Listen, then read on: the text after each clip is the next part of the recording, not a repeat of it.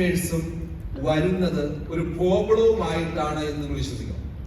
എല്ലാ കസ്റ്റമേഴ്സിനുള്ള പ്രോബ്ലം എന്ന് പറയുന്നത് അയാളുടെ നീഡാണ്, ആവശ്യം. ആ ആവശ്യമായിട്ടാണ് അയാൾ വരുന്നത്.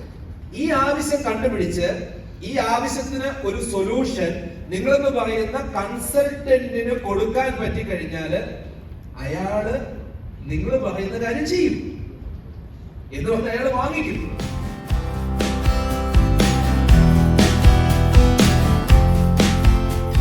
പ്രൊഫഷണലി നമ്മൾ സെയിൽസിന്റെ ഫീൽഡിലാകുമ്പോൾ എന്ത് നിർബന്ധമാണ്? ടാർഗറ്റ് നിർബന്ധമാണ്. Without target we cannot do anything. അതിന്റെ അകത്തൊരു സത്യമാണ്, അതില്ലാതെ ഒരു കാര്യം നടക്കില്ല. അപ്പൊ ശരിക്കും പറഞ്ഞു കഴിഞ്ഞാൽ നമ്മൾ ഈ ടാർഗറ്റിനെ എന്ത് ചെയ്യണം? സ്നേഹിക്കണം. We should love. ഇന്നത്തെ ടാർഗറ്റിനേക്കാളും കൂടുതൽ അടിക്കാനുള്ള ഒരു മനോഭാവം ഉണ്ടാവണം, നമുക്കുണ്ടാവണം. അതാണ് നമ്മുടെ ഗ്രോത്തിന്റെ രഹസ്യം എന്ന് പറയുന്നത്.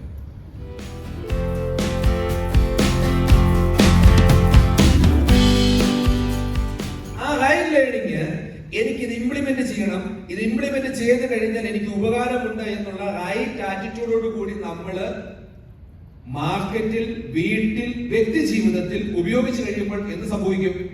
നമ്മളുടെ ടാർഗറ്റ് അച്ചീവ് ചെയ്യാൻ സാധിക്കും. അതാണ് എന്തെന്ന് പറയുന്നത്? Right action.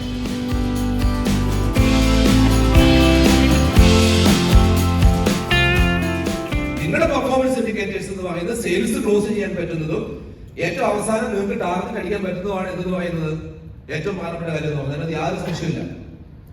അപ്പൊ ഇത് ഇവാലുവേറ്റ് ചെയ്യണം. ഇത് ആര് ഇവാലുവേറ്റ് ചെയ്യണം? നിങ്ങൾ തന്നെ ഇവാലുവേറ്റ് ചെയ്യണം. ഒപ്പം തന്നെ ലീഡേഴ്സ് ഇവാലുവേറ്റ് ചെയ്യണം. അങ്ങനെ ഇവാലുവേറ്റ് ചെയ്യുമ്പോൾ നിങ്ങൾ അത് ആക്സെപ്റ്റ് ചെയ്യണം. നിങ്ങൾക്കൊരു കുറവുണ്ടെങ്കിൽ ആ കുറവ് നികത്തി മുമ്പോട്ട് പോകാനുള്ള ഒരു കപ്പാസിറ്റി ഉണ്ടാണ്. അതിന് വേണ്ടിയിട്ടാണ് ട്രെയിനിങ് പ്രോഗ്രാം, അതിന് വേണ്ടിയിട്ടാണ് കൗൺസിലിംഗ് പ്രോഗ്രാം, ഈ പറഞ്ഞ സകല സംഭവങ്ങളും ഇവിടെ ഓർഗനൈസേഷൻ ചെയ്യുന്നു.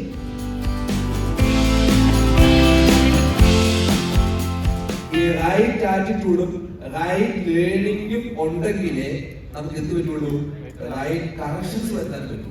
ഒരു മനുഷ്യൻ വളരുന്നുണ്ടെങ്കിൽ ആ വളർച്ചയ്ക്ക് അടിസ്ഥാനപരമായിട്ടുള്ള ഒരു ഘടകം എന്ന് പറയുന്നത് അയാൾ വരുത്തുന്ന മാറ്റങ്ങളാണ്. അങ്ങനെ മാറ്റം വരുത്തി ഒരു മനുഷ്യൻ വളരുന്നുണ്ടെങ്കിൽ അതിന്റെ അർത്ഥം എന്ന് പറയുന്നത് ആ വ്യക്തിയിൽ റൈറ്റ് ആറ്റിറ്റ്യൂഡ് ഉണ്ടെന്നോ. മാത്രമല്ല ആ വ്യക്തി ലേൺ ചെയ്യുന്നു എന്നുകൂടിയാണ്.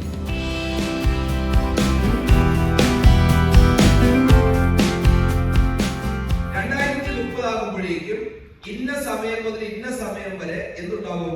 ലോകത്ത് മുഴുവൻ റിസഷൻ ഉണ്ടാവും. ആർട്ടിക്കിൾ വന്നെന്ന് വിചാരിക്കുക. കുറെ എക്കണോമിസ്റ്റുകൾ അത് ഏറ്റെടുക്കുന്നു.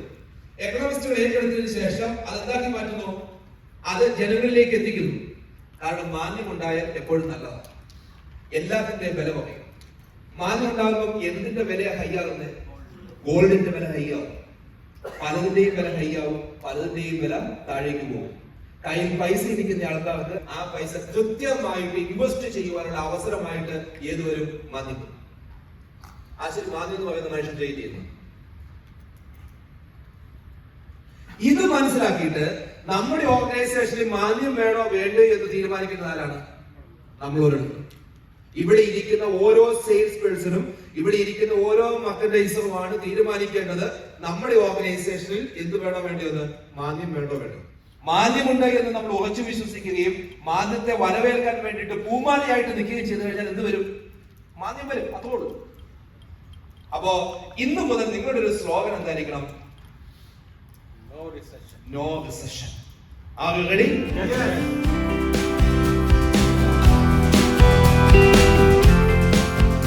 We are supposed to sell our own product. ഈ ഒരു കോൺസെപ്റ്റ് നമ്മുടെ മനസ്സിൽ വരണം. എന്റെ വീട്ടില് എന്റെ സാധനങ്ങൾ ആര് വിൽക്കുന്നു? ഞാൻ വിൽക്കുന്നു. എന്റെ ഷോപ്പില് എന്റെ സാധനങ്ങൾ ഞാൻ വിൽക്കുന്നു. Are you ready? Yes. അത് വന്നു കഴിഞ്ഞാല് പിന്നെ കാര്യമൊക്കെ ബസ്സിൽ യാത്ര ചെയ്യുമ്പോഴായിക്കോട്ടെ, കാറിൽ യാത്ര ചെയ്യുമ്പോഴായിക്കോട്ടെ, ഷോപ്പിംഗ് മാളിൽ പോകുമ്പോഴായിക്കോട്ടെ, മോസ്കിൽ പോകുമ്പോഴായിക്കോട്ടെ, പുതിയൊരാളിനെ കണ്ടു കഴിഞ്ഞാല് നിങ്ങളെന്ന് പറയുന്ന വ്യക്തി എന്റെ പ്രൊഡക്റ്റ്, എന്റെ സ്ഥാപനം എന്ന രീതിയിൽ സംസാരിക്കുന്നുണ്ടോ ഇല്ലോ എന്നാണ് ചോദിക്കുന്നത്.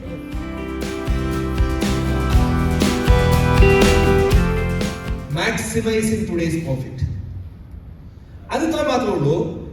ഇവിടെ സാധാരണ രീതിയിൽ പ്രത്യേകിച്ച് മർച്ചൻഡൈസേഴ്സിന്റെ അടുത്ത് പോയി കഴിഞ്ഞാൽ അതല്ലെങ്കിൽ സെയിൽസ് പീപ്പിളിന്റെ അടുത്ത് പോയി കഴിഞ്ഞാൽ ലോകത്തിന്റെ എല്ലാ സ്ഥലങ്ങളിലുമുള്ള ഒരു പൊതുധാരണയുണ്ട്.